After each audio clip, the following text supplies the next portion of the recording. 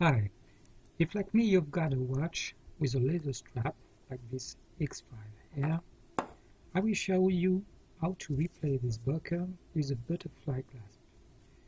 Why would you do that? Because it's more elegant and it will give your strap a longer life. So first you will need to remove the spring bar.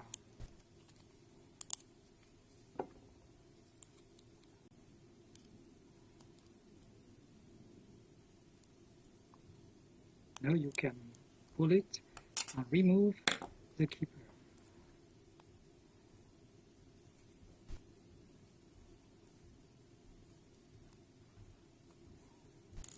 Now it's almost finished. You just have to press the spring bar again and insert the butterfly.